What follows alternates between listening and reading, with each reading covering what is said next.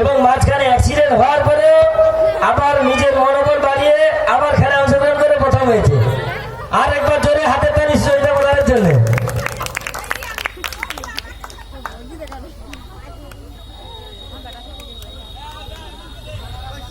চুড়িদার পরে আছে না, তারা শাড়ি পরে আছে, অসুবিধা হচ্ছে।